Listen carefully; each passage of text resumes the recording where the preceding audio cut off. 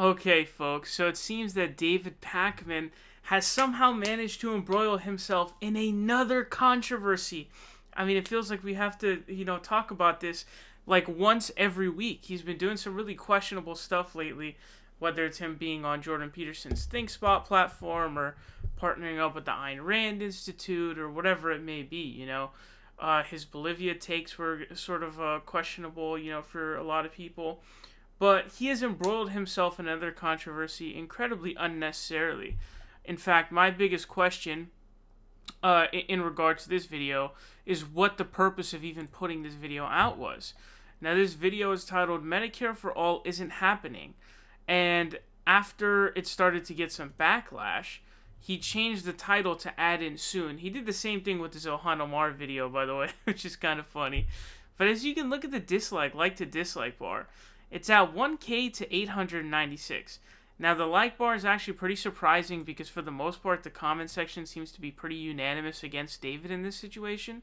So I am sort of like, how is that what that is? But hey, I don't know. I mean, that's a lot of dislikes, obviously, in ratio to his numbers. And obviously, this is his own, fans doing this, of course.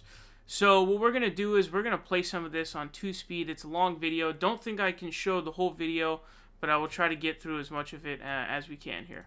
I hate to have to start this way today after the Thanksgiving holiday, but if you're watching on YouTube at least, wait, please don't hit the dislike button just yet. Consider watching this video first before you do that. I am here to talk about the unfortunate reality that a national Medicare for all is not happening anytime soon, and I'll explain why. And I'm not here as an opponent of Medicare for all. So I'm not someone who wants it to fail. I'm an advocate of Medicare for all, but I'm also an advocate of being realistic with you if we want to make things happen. And the reality is that without me attacking Medicare for all, without me attacking the concept of Medicare for all, I recognize that national Medicare for all isn't happening anytime soon. I'm not here to say we should advocate for centrist policies that are more realistic, that we should advocate for the policies we think are the right ones, and the right progressive policy is Medicare for all. But I'm not here to tell you unrealistic things, like if Bernie gets elected, we'll have Medicare for all in 4 years. We won't, and I'll explain why in a second. Our politicians do enough of the unrealistic stuff. I'm here to discuss the realities, and I'm here to tell you today that because national Medicare for all simply isn't happening anytime soon, even if the next president supports it, we need to be smart. So let's go through this piece by piece, and once we're done, rather than calling me a shill or whatever, tell me where you think I'm wrong on the reasoning, because that's really what this is about. It's about talking about the facts and reality. Number one, I've already talked about some of the areas of concern around Medicare for all plans, but that's not really what this segment is about. Yes, I've talked before about how most of the plans for how to pay for Medicare for all are unrealistically optimistic about how much healthcare spending per person will go down if we switch to Medicare for all. In reality, it could take 10 or even 20 years to see those cost reductions. I've talked about that before. That's not what I'm talking about today. There are political considerations. Even if Democrats take the Senate in 2020, which would be by the slimmest of margins, as I've outlined for you before, it's not going to be enough to pass Medicare for all. Because number one, even if Democrats do take the Senate by a few seats in 2020, you need 60 votes in order to pass something like Medicare for all, which Democrats are not going to have after this upcoming election. And not all Democrats even support Medicare for all in the Senate. You can then look at 2022, but then if you're only... So this actually isn't true, and this is the first time that I want to jump in here, because this is where it gets a little bit confusing, okay? And a lot of these Senate rules get kind of confusing. But Bernie Sanders is on record as saying, we're going to pass Medicare for all through budget reconciliation. Now, if you remember, the skinny repeal of Obamacare was attempted to pass through budget reconciliation. So the difference between that is it takes 51 votes, simple majority, and really it's only 50 assuming the parties align, because then the VP breaks a tie, But typically to break a filibuster, it's 60 votes, right, to end debate, to end a filibuster. But under budget reconciliation, it's only 51. I believe that was implemented because of the filibuster in the first place, and the point is okay, we need a faster route to getting budget things passed because they're more urgent, and it's really it's very disruptive when there's a constant filibustering, and so I guess that's why it was created. Our Senate rules, by the way, are really messed up as it exists. For the most part, they don't even do anything. They don't actually do anything in their jobs. There's been, I think, 2 bills brought up to vote. The House passes a bunch of bills, and then they don't do anything with it. Mitch McConnell's, blocking everything. But basically what Bernie has said, okay, he says, I would remind everyone that the budget reconciliation process with 51 votes has been used time and time again to pass major pieces of legislation, and that under our Constitution and the rules of the Senate, it is the Vice President who determines what is and is not permissible under budget reconciliation. I can tell you that a Vice President of Bernie Sanders' administration will determine that Medicare for all can pass through Senate under reconciliation and is not in violation of the rules. Now, there's actually an explainer here, because Ezra Klein had actually posted this 3 days. He reported on this 3 days after he posted an article explaining why Bernie couldn't pass it under budget reconciliation, and that's because of the Byrd rule. But it turns out that he says, but here's the thing, the way budget reconciliation is enforced is that a senator raises an objection, the parliamentarian judges judges the objection, and then the presiding officer, in this case the VP, makes a ruling. By custom, the presiding officer follows the parliamentarian's advice, but there's nothing in the rules saying he has to follow their advice. So Sanders is saying his vice president will ignore the parliamentarian as necessary to pass Medicare for all. So Bernie's basically been on record as saying, I'm not in favor of, ending the filibuster, and so this is the route that he's going to do. So actually it would take 51 votes. So that's actually not true. Only starting the conversation then. Again, you still need 60 votes in the Senate to pass this. It's a question. That's actually not true. Mark, whether Democrats could even get a 60 vote majority in 2022. And of course, the alternative would be get rid of that 60 vote requirement. You can do that. And also I do want to mention that, in Kyle Kulinski's interview, Bernie Sanders said he would use the bully pulpit just like, LBJ did to get stuff passed. So he would actually really pressure Democrats to get on it. But moreover, really what you have to understand, and this is sort of the theme of what I want to explain to you, is that there really is not, this is a really big waste and it's a really big downer on everything and it's totally useless, right? Like we should all have high morale and really go into this full throttle, full force, right? And so doing this kind of weird downer on stuff is very annoying. But Kyle Kulinski actually sent out a response to this video pretty much right after it was posted. Somehow he must have seen this video literally right away. But he says, imagine being a lefty in 1959, but you're put off by bold calls to end segregation and bring equal rights. I mean, be serious. We've always had it. You want to abolish it? Be realistic. I view every concerned trolling lefty on M4A this way. It's a moral emergency. Discuss it as such. Then he talks about, he says, 30K to 45K deaths every year from lack of health care, 500K medical bankruptcies, and millions of uninsured don't have time for your incrementalism. Yes, it's going to be hard. No-ish. All the reason to fight harder. Elected Republicans in the insurance industry will literally fight a public option just as hard as Medicare for all. There were 0 GOP votes for Obamacare, and it was originally their idea. There's nothing more realistic or grounded or reasonable about, crappy half measures. He says, okay, but how do you actually get it? Mobilize the public to march on Washington, have an ally in the White House, Bernie, call for a general strike with M4A is one of the goals. Primary every son of a bee who votes against it, name and shame. It's going to be hard. No-ish. Fight. And so this to me is, I think, the perfect response, because what made David Pakman wake up one morning and be like, you know what I'm going to do today? I'm going to take a dump on the progressive movement and just totally be a damper on everything, right? And it's just like, what would make you think that? I mean, we're just getting the fight started to get there. Bernie hasn't even been elected president yet, and he's already talking about, hey, dude, hate to break it to you, fam, Medicare for all is not finna happen. Why would you do that? What is wrong with you? You know what I'm saying? What is your problem? What is your issue? Why would you do that? It's so weird. This guy is so bizarre. He does the weirdest stuff.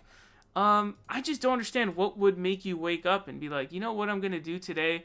I'm going to take the prospect of Medicare for all and just completely go down on it 100%. The one-seat majority, but even Bernie Sanders has hesitated to say we should get rid of that 60-vote requirement because it could massively backfire if Republicans take control again, when Republicans take control again. So that's a serious political obstacle. Doesn't matter whether Bernie's president or Warren's president or whoever. It's just a real obstacle. And then imagine that you solve that problem.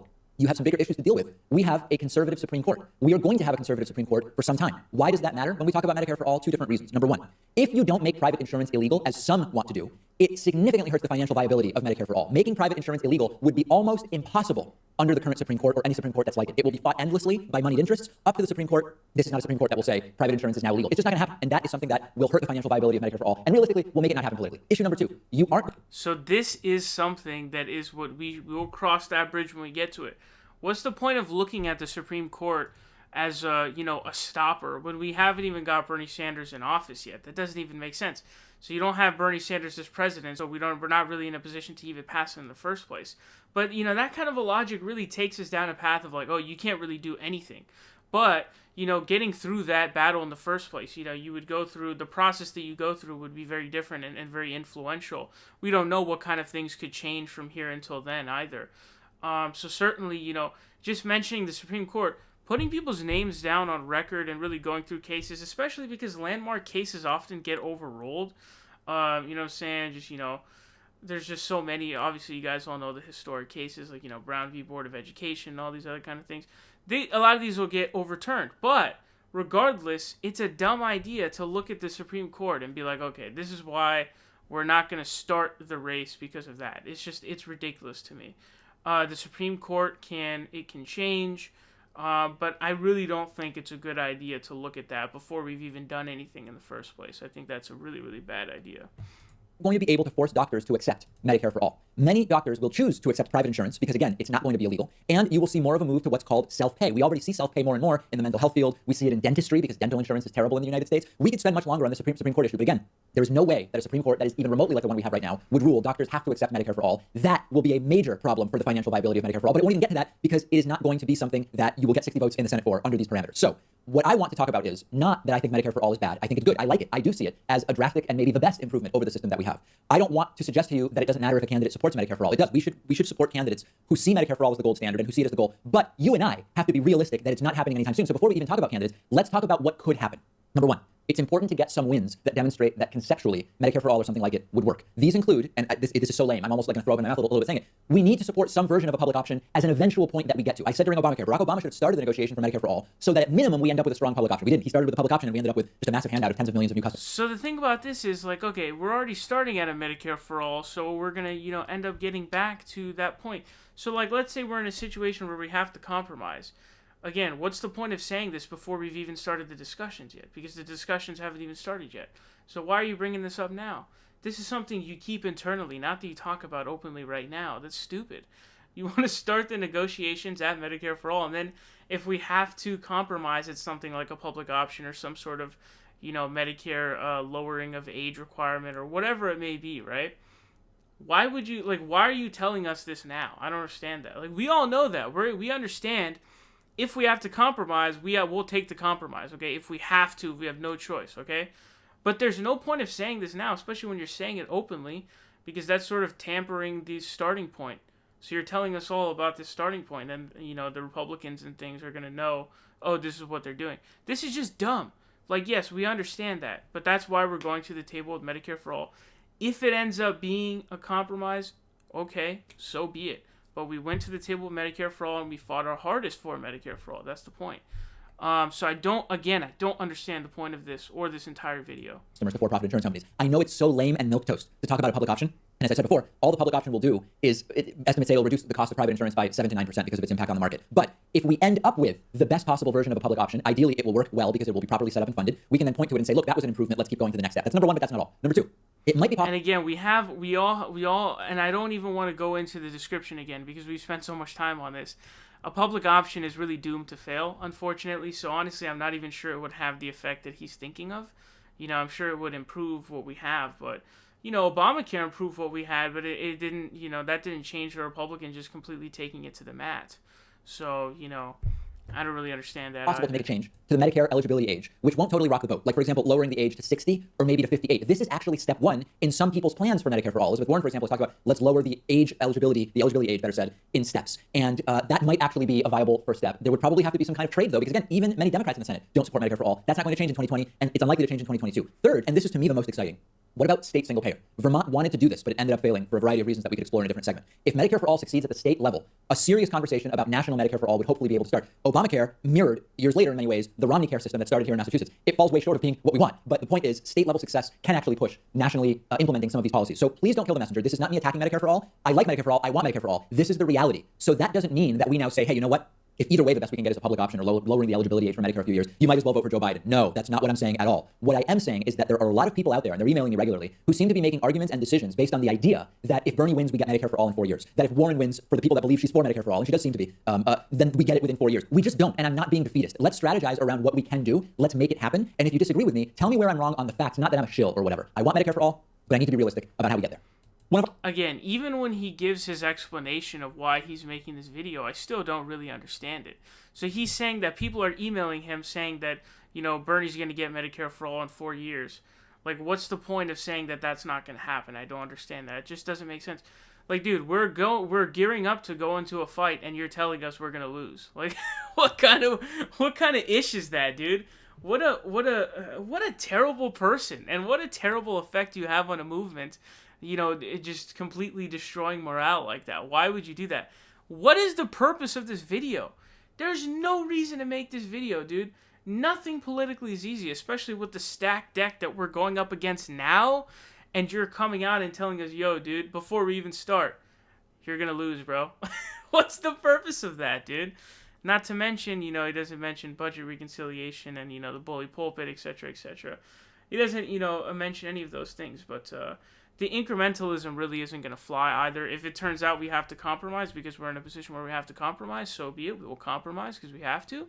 But that's not something we should be talking about right now. What a terrible idea that is. Right now, we should be gearing up, for the battle in favor of Medicare for all. That's what we should be gearing up for right now. That's what we are gearing up for. Not talking about how we need to get a public option or something like that. This is definitely a very, very bad video. And as I'm sort of befuddled with a lot of Pakman's decisions, I don't know why he did this. I really don't.